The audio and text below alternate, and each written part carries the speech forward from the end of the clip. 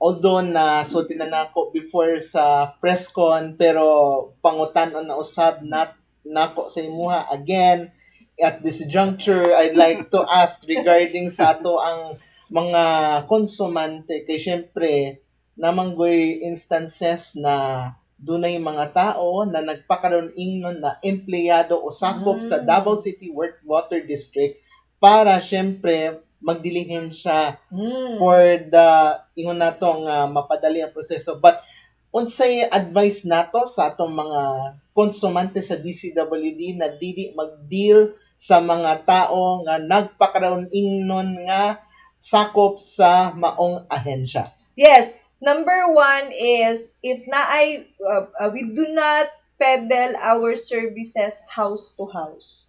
Meaning, naatay mga empleyado nga naga-distribute of forms, naapotay empleyado na naga-survey, but we do not actively go house to house and offer repairs, offer to process your application, especially kung mangayo na og singil. Now, once somebody does that, you get the name, pangita og ID. Kay naisa na sa ato ang safety measure. Pero dali ra mo gud mag-print og ID. Now, once you get the name, take time po to call or contact our office. Kay 24/7 na atong call center. Bisan sa chat, no, i-picture, ipadala, and then we will verify kung empleyado ba yun na o dili.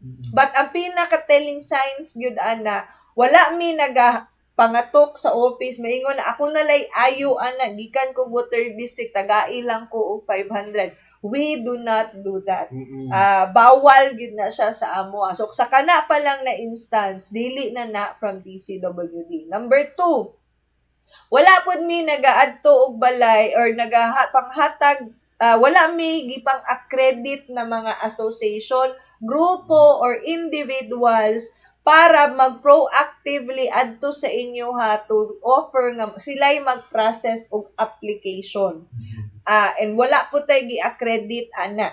Ilahara na ang initiative na para kaning extra income.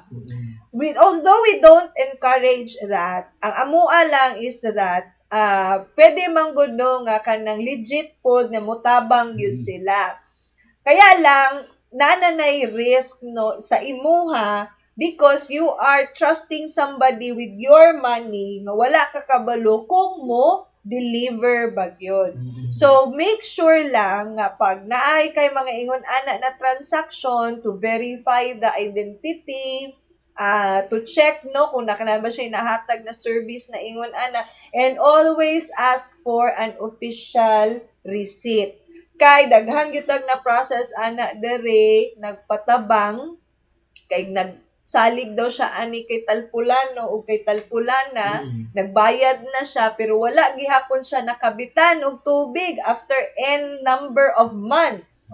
And only to find out wala joy application na giproseso. Wala po siya mapakita na OR.